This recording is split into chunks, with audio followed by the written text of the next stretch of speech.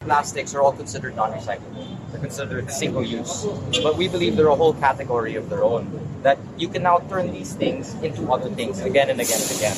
You may not be able to separate them into their component parts, but you can again make things out of these. And I hope to show you guys later downstairs.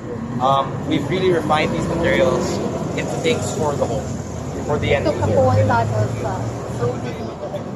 Yeah.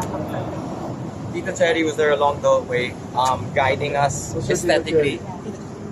Your tita? Alam mo, Not Ate Ate Cherry. Bawal daw tita, sorry. Nahihiya lang po. But yeah, so our aim is to not just make products one-off. We wanted to target everything. We want to make from structural construction usage. This one is fiberglass laminated. And we're making, this is a heavyweight application. Our actual target was to one day build a climbing wall. And that's kind of the trial run. We'll be doing that soon, sir. I hope we can invite you, but you'll get to the top very quickly. But we're also targeting lightweight applications. We want to make boats and surfboards out of this.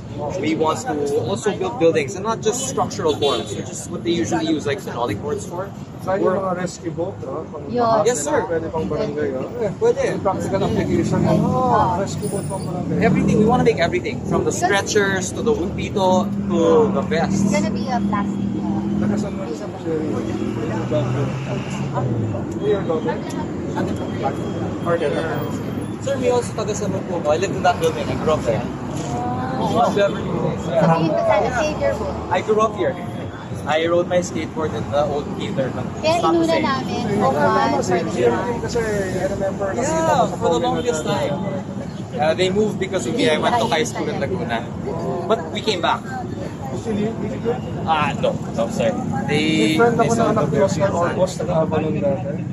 Kasi? The older one or the younger one? Anong names nila? Mark. Mark Orbos. Yeah. Yeah, I think he works in Manila one. Alas na yung siya, mga 40. You look way healthier than him, sir. Ganun ba? Don't tell him I said.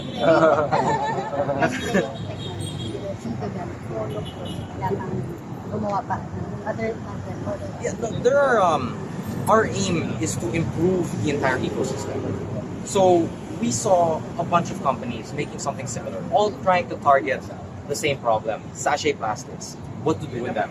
And they got as far as compressing them, which is a big help because that would take up so much space otherwise. The Philippines would be drowning in it if otherwise. But they didn't know what to do with it next. And so we wanted to fulfill those applications. So our goal is to work with the entire ecosystem, bring them all together, and create a mass movement where the Philippines leads in recycling. Right now, there's no solution to flexible plastics. The world calls them non-recyclables. We're hoping, and we're one of the biggest contributors. About 33% of the world's plastic in the oceans is from here. 7 of the 10 most polluted rivers are in Manila. And we hope, because we're a big contributor to the problem, that we can be a big contributor to the solution. But we believe it will take all of us. That's why our partner, we're very happy with, because they integrated themselves into the ecosystem. They work with the halakal. And our aim isn't to exchange or replace the existing system. We want to feed that system. We don't want, for example, the Orocans and the Rubbermaids of the world to have to change. We want them to actually be enhanced. We want to find ways for them to actually implement recycled plastics all along the whole supply chain as is. Because it would be incredibly costly if we were to replace the means of production. We want to enhance them instead and find ways to integrate trash back into the world. We have a dream at our company and that we talk about all the time of a Metro Manila and the world drowning in plastic. It's full in our oceans. But our dream is not a bad dream. We really see that the world can become a beautiful place.